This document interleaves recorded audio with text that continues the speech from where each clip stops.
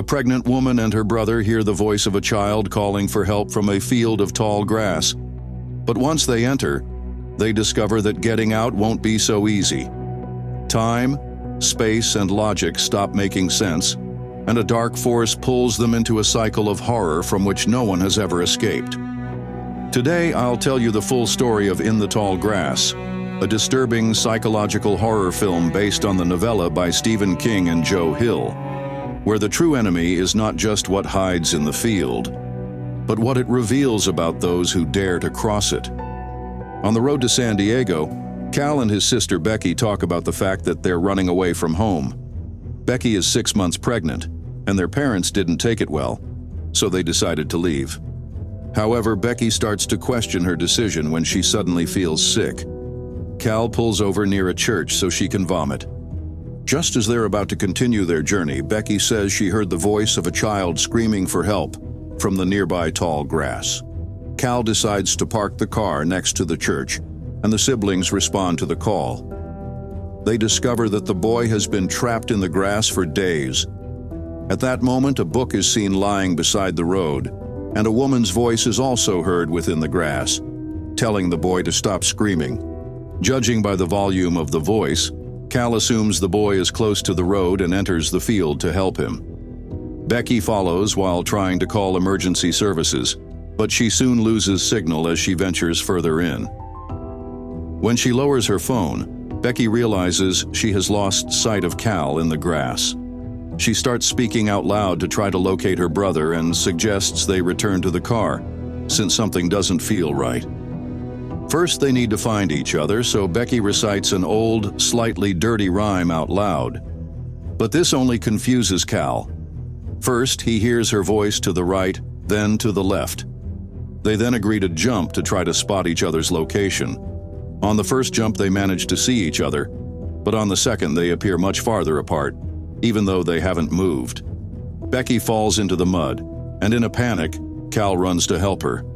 However, now he is the one who falls into the muck and is shocked to find a dead dog named Freddy, covered in flies. Apparently, it's been there for a while. Hours pass, and the siblings are unable to reunite or find a way out. As the sun sets, they accept that they're trapped in the field of grass. Becky tries calling out to her brother again, but gets very tired and decides to sit down and wait for Cal to find her first. Suddenly, a disturbing figure appears among the grass, but it turns out to be a man named Ross, who offers to help her get out of the place. He explains that he found an exit but hasn't left yet because he's looking for his wife and son, the same voices the siblings heard earlier. Becky is suspicious of him but has no choice but to accept his help. They go together in search of Cal. Meanwhile, Cal continues calling for his sister without receiving a response. Sitting and disappointed, something startles him. It's Tobin, the boy who had asked for help before. Tobin comforts Cal and says it's easier to find things once they're dead. Intrigued, Cal asks if Tobin was the one who lured them into the field, but Tobin says that he and his family also entered after hearing a man calling for help, and he has no idea how long they've been there. Tobin warns Cal that his sister will die soon. Cal asks how he knows Becky is his sister, and Tobin replies that the rock told him the truth. Apparently, the rock teaches you to listen to the grass, and that's how things are known. Then Tobin begins to guide Cal toward Becky. Meanwhile, Ross and Becky talk about the baby, and Ross deduces that the father isn't with her. As they walk, Becky finds medicine bottles and a pair of scissors on the ground, not understanding how they got there. When she looks again, she finds that Ross has vanished. She starts calling for him with no answer, so she switches to calling Cal while scanning her surroundings. Suddenly, something grabs her and drags her back into the field. Back with Tobin, he leads Cal to a small clearing in the grass where there's a mysterious giant rock in the center. Tobin asks Cal to touch it, but as he gets close, Cal begins to hear whispers, like tribal chants. Just before he touches the rock, he hears Becky's screams and immediately runs toward her voice, ignoring Tobin's warning not to go there. Suddenly, the day transforms into a sunny afternoon. A pickup truck stops at a gas station on the same road near the church. It's Travis, Becky's ex-boyfriend. who has come looking for the siblings. Not finding them at the train station, he continues his route and finds Becky and Cal's car still parked next to the church. Looking inside, he sees insects and accumulated dust, indicating the vehicle has been there for weeks. Travis starts calling out and looking around, but there's no response. He enters the church, but it's empty. Upon exiting, he sees a book on the ground with Becky's name on it. Suspecting they entered the field, Travis decides to follow them. He bends the grass to mark his path and follows the sun's position to be able to return. However, every time he takes a step, the grass resets. After walking a bit, he realizes that the sun is no longer where it should be, but despite the confusion, he continues until night falls. Tired, he lies down on the ground and looks at a photo of Becky. Suddenly, something startles him. It's Tobin appearing out of nowhere amid whispers and laughter in the tall grass. Tobin reveals that he knows his name and that he's looking for Becky. He says he can take him to her. Travis doesn't hesitate to follow, only to be devastated when he finds Becky's lifeless body in the middle of the field. As Travis hugs her and cries, Tobin explains that the grass doesn't move the dead because it makes them easier to find. When Travis looks up, Tobin is already gone. The next morning, Travis wakes up to Becky's corpse beside him. He picks up a necklace from the body and continues forward, but then he hears a voice and starts calling for help. Tobin responds, and Travis calls him again so the boy can find him. However, the Tobin who appears looks clean and healthy. He is accompanied by his mother, Natalie, his father, Ross, and the dog, Freddie. This reveals that the field is trapped in some kind of time loop. Suddenly, Freddie runs into the grass and Tobin follows him, ignoring Natalie's warnings. At that moment, Travis realizes Tobin managed to get out of the field and tries to warn him not to go back in, but it's too late. The boy is going after his family. Natalie thinks she hears Tobin nearby and separates from the group to look for him. When night falls, Ross is alone searching for his family and comes across the mysterious rock. The next morning, Tobin is heard crying for help as Becky and Cal are once again outside the field, next to the car. However, this time, Travis is also in the field. Upon hearing Becky's voice, he calls her by name, and both siblings are shocked to hear him before responding. Travis tells them he came to find them, which Becky finds hard to believe. Suddenly, they hear Tobin's voice reciting Becky's old rhyme, and Travis follows it until he finally finds the boy. Becky does the same as Travis and manages to reunite with him, although the moment is quite awkward. Shortly after, Cal appears, clearly unhappy with Travis's presence.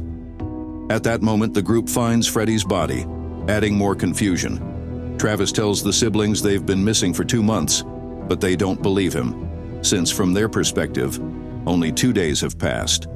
Suddenly, Becky feels like someone is watching them and says they must leave. Travis then lifts Tobin onto his shoulders so the boy can look for an exit. Fortunately, Tobin manages to see a building in the distance, and everyone begins walking in that direction. Along the way, Cal asks Travis if he told anyone they were there, hoping someone might be looking for them, but sadly, Travis told no one. At that moment, Becky feels pain in her abdomen, prompting Travis to ask her about the baby. Becky tells him it's a girl and allows him to touch her belly to feel her move. Suddenly, a phone rings, and everyone is shocked to receive a call from a voice that sounds like Becky, crying and pleading not to let Cal hurt Travis, because they will keep making the same mistake over and over again. Although everything seems unbelievable, the group decides to keep moving forward, unaware that someone is watching them from within the grass. A few steps later, Becky slips in the mud and, upon falling, has mysterious visions of a baby, the tall grass, and strange figures approaching her. These visions terrify her and make her faint. Cal and Travis run to help her, but at that moment, Ross appears and tries to help as well, claiming he can guide them out. Travis mentions the building they saw, and he lifts Tobin again to locate it. But this time, the boy sees no building, only grass everywhere. Ross mysteriously says that's how things work in there. The group keeps walking and eventually arrives at the rock again. This time they notice it is covered in carvings, and somehow Ross knows they refer to higher knowledge. He explains this while touching the stone, which makes everyone uncomfortable. Ross insists that Cal should also touch the rock, saying he will gain wisdom from it. Before that happens, Natalie comes out of the grass and stops him, ordering her own husband to stay away from the group. Natalie is visibly terrified and tells the others that Ross is lying. She explains that she has seen Becky and Ross before, but Becky wasn't alive, and Ross tried to hurt her. Ross denies this, and as they argue, Becky has the visions again, this time seeing Ross in the grass with a supernatural appearance. Terrified, she tells Travis and Cal they must leave. They try to convince Natalie and Tobin to come with them, but Ross keeps manipulating everyone to touch the rock. Travis intervenes, sparking an argument that quickly escalates into a physical fight. As they struggle, Becky begs Cal to help Travis, but Cal refuses. During the fight, Ross insists Travis touch the rock and eventually overpowers him. Then Ross attacks Natalie, showing that he has completely lost his sanity, and crushes her head with his own hands. The rest of the group flees from Ross and follows Freddy, the dog, until they reach an abandoned building. Once inside, Travis and Cal blame each other for everything that has happened, starting an argument. Cal accuses Travis of abandoning Becky and of wanting her to abort the baby, while Travis replies that Cal has inappropriate feelings for his sister. This provokes Cal to punch him, and they start fighting. At that moment, Ross catches up to them and begins forcing the door open. The group runs up the stairs to the roof and looks out over the surrounding area, where they manage to spot the church in the distance. Unfortunately, they would have to cross the grassy field to reach it, so they try to come up with another plan. Suddenly, Travis sees Freddy running, but the dog disappears upon entering the grass, which leads them to believe there is a hole in the loop that could serve as an exit. Trying to find more clues, Travis approaches the edge of the roof to get a better view of the field but slips. Cal notices, but does nothing to save him, and Travis falls to the ground. Tobin sees everything, and when Cal realizes the boy was watching, he tries to justify himself. However, at that moment, Ross approaches dangerously. The group starts running again, but Becky asks about Travis and refuses to leave without him. When Cal can't give her a clear answer, Becky suspects he did something to Travis and distances herself from her brother. Cal tries to follow her, but Ross catches him, revealing that he knows the truth about what happened with Travis. Cal tries to escape, but Ross knocks him down and holds him to the ground while he fights for his life. At that moment, many bodies appear in the field of grass. Travis, alive but injured, gets up and goes back to find Becky. He calls out to her and she responds, but they can't see each other. Exhausted, they both lie down in the grass and talk again about the baby. Travis tells her he's happy she decided to keep it, but Becky confesses she actually didn't plan to keep the baby, and that's why they were going to San Diego. There was a family there interested in adopting her. Travis is hurt, but he promises he'll find a way out. Suddenly, Ross appears and attacks Becky, slamming her into the ground with the intent to assault her. However, this gives Becky the chance to recover the scissors she had found earlier and stab Ross in the eye. It begins to rain, and Becky runs as fast as she can, only to panic when she sees dozens of strange people emerging from the grass everywhere. These figures capture her and drag her back into the field. Moments later, Becky wakes up lying in the mud in front of the rock. She takes out her phone and makes a call, which turns out to be the same one they heard earlier, in which she begged them not to let Cal hurt Travis. Suddenly, the grassmen return and surround Becky, who screams in pain because her body has gone into labor. The visions return, and the birth coincides with the drawings carved into the rock. After much effort, Becky hears the baby's cries, but she cannot see her. Suddenly, the ground trembles and a massive crevice opens between the rock and Becky. She leans over and sees many people clinging to the branches of an ancient tree as they try to escape. Becky screams and backs away before fainting from exhaustion. Moments later, she opens her eyes and asks about the baby. Surprisingly, the one who answers is Cal, who calms her and gives her water. He is also holding a baby and shows it to Becky, which comforts her as she closes her eyes again. Cal begins feeding her, and Becky, starving, eats everything. Cal tells her it's grass and seeds, but Becky feels it tastes like something else and panics when she realizes she's eating human flesh, and the Cal is actually Ross. Meanwhile, Travis, though gravely wounded, continues searching for Becky. He finally finds her alone, lying on the ground. When Becky asks about the baby, Travis touches her belly and realizes the baby is no longer there. Devastated, he begins to cry as he hears Tobin reappear and tell him that Ross killed everyone. Tobin explains to Travis that Ross will never stop, that he'll keep killing them over and over again in a never-ending cycle. Terrified, the boy starts to cry, so Travis holds him tightly and promises that he won't let anyone hurt him again. Then, Travis shouts out, challenging Ross and asking if he wants to kill him. Ross immediately emerges from the grass and attacks Travis with fury, ignoring Tobin's desperate pleas to stop. Ross strikes Travis with a bone, knocking him down and leaving him defeated. Then he goes after his son. Tobin tries to run, but Ross catches him and tries to force him to touch the rock. Suddenly, Becky rises and attacks Ross from behind, causing him to release Tobin. Becky collapses from exhaustion, and in that moment, Travis gathers the last of his strength to get up and face Ross one last time. He slams Ross's head against the rock and finally kills him by tying a handful of grass around his neck until he suffocates.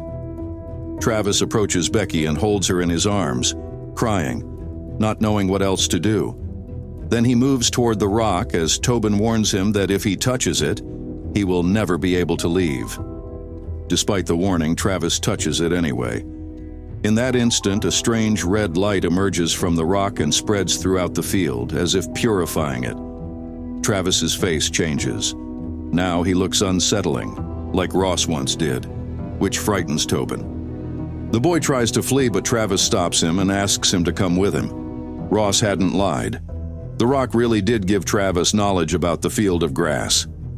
With this new understanding, Travis leads Tobin to the edge of the field and asks him to go out and warn Becky and Cal, so they never enter. With luck, this will break the loop.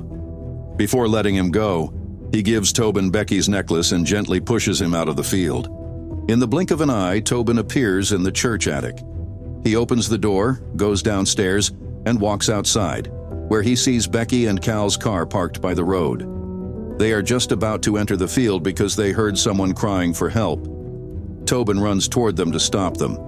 It's strange, because the voice they hear from within the field is Tobin's own, which confuses Cal, who starts to approach the grass. Tobin begs Becky to stop him, and to prove his story, he shows her the necklace Travis gave him. Becky is stunned when she compares it with her own necklace. When Tobin mentions Travis's name, that's enough for Becky to react and run to stop her brother. In the end, Becky convinces Cal to leave, and they take Tobin with them in the car. However, instead of going to San Diego, Becky tells Cal that she wants to go back, because she has decided to keep the baby. In the field, Travis hears Becky's words and smiles, happy about this change of heart. Then he lies down in the grass and lets it slowly cover him, at peace. I hope you enjoyed the video. If you did, don't forget to leave a like, subscribe, and ring the bell. Also, don't forget to comment below your favorite part. Well, see you next time. Goodbye. Bye.